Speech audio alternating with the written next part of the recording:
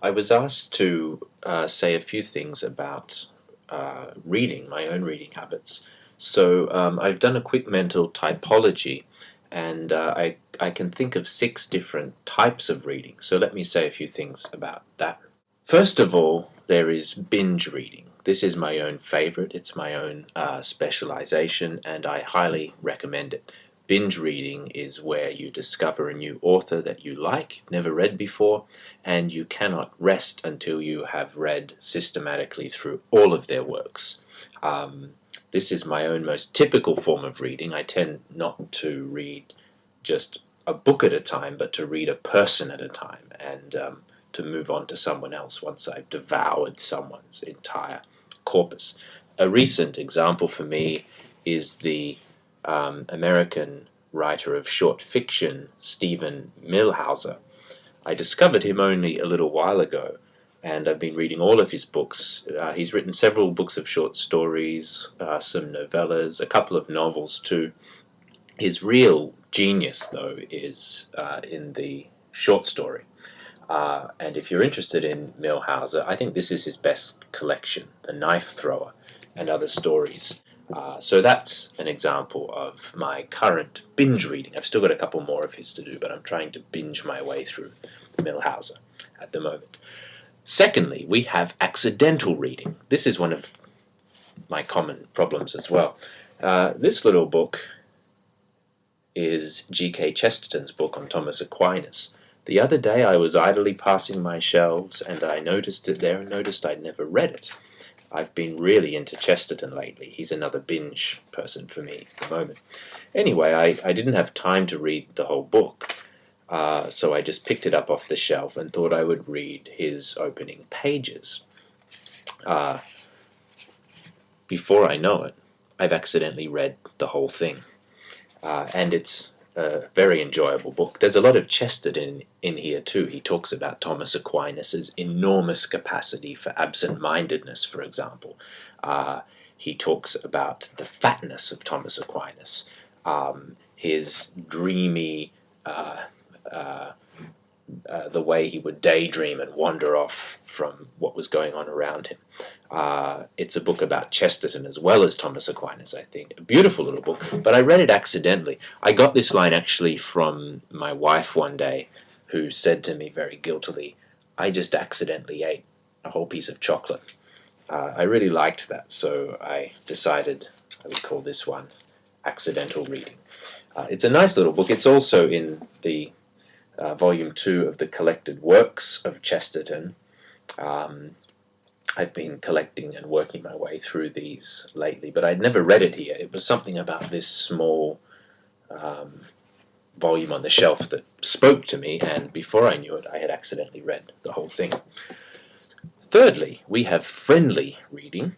This is where a friend or someone you know publishes a book, and out of personal curiosity you read the book because you would like to know that person more or to understand how they think about the world. So I have more and more of these books coming across my desk, and here's an example of a friendly read. Michael Jensen's recent book on martyrdom and identity, The Self on Trial. This is a very enjoyable read.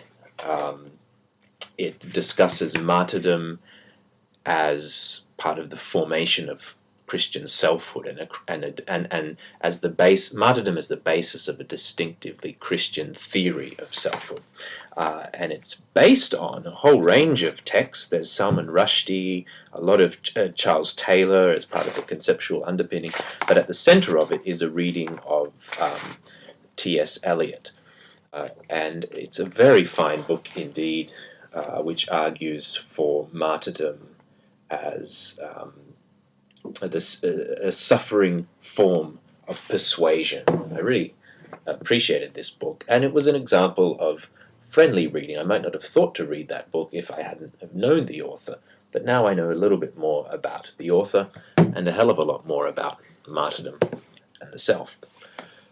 Fourthly, we have repeat reading or cyclical reading. These are the things that you just keep reading over and over and over again. You can never read them enough. I suppose as Christians we get this impulse from the habit of regular, repeated Bible reading. It becomes ingrained in us as a habit, a kind of spiritual discipline of regularly returning to certain texts that shape our imaginative world.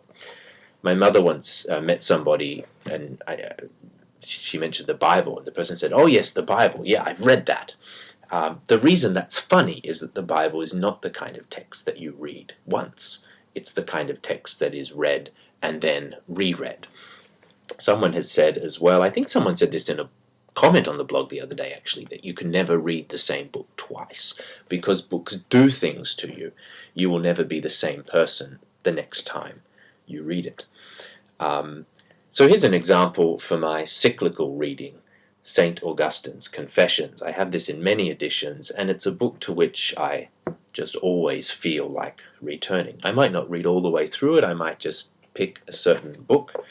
I might just read a paragraph or a few pages. Sometimes I read a few lines at the beginning of a class as well. But it's one of those books that you can never reread enough. So that's cyclical reading. Here's another example for me of cyclical or repeat reading, Karl Barth's commentary on Romans. It's really the early Barth. It's the early Barth that I really feel drawn to reading and rereading. Fifthly, we have curious reading. These are things that, for some reason, often just the sheer physical shape of the book or the colour of the book sort of takes your fancy and you read it out of sheer curiosity. Here's one example of a book that I've only just started looking at. Peter Brown's big encyclopedic guide on late antiquity. It's a big fat book with entries arranged alphabetically. Peter Brown's work, if you haven't read it before, is absolutely sublime. He is. And this is an illustrated, very interesting and wide-ranging and accessible and quite beautiful book on late antiquity. It's the kind of thing you can just dip into, and there's something about the sheer beautiful, it's published by Harvard UP, something about the sheer physical aesthetics of the book that makes it an object of curiosity, that you feel drawn to read it. Here's a small one now. I've shown you a big one. A little book called Augustine Day by Day that I've been carrying around with me in my bag, and it simply contains a very short few sentences from Augustine for each day of the year, and then a prayer from Augustine's writing as well. If Peter Brown's book appealed to me and made me curious because of its bigness, this one appeals to me because of its smallness, because I can put it in my pocket and carry it around with me and get that little bit extra Augustine into my life, which is really what most of us need, let's face it. Well, I've told you 5 types of reading. There's a 6th one. I confess, the 6th one is one that I know almost nothing about. But this is what is known as compulsory reading. I couldn't really think of any good examples to show you because I do almost no compulsory reading. I am a binge reader, I am an accidental reader, I am a friendly reader, I am a repeat reader, and I am definitely a curious reader. But I'm almost never a disciplined or a compulsory reader, reading the right sorts of books, reading the books that one ought to read. I suppose the only exception to this, however, is when you're teaching classes. There turn out to be certain things that you just have to read in order to teach a class. But I've discovered a secret about this. Here's one that I read for a compulsory reading for a class last week, James Alison's book, Knowing Jesus.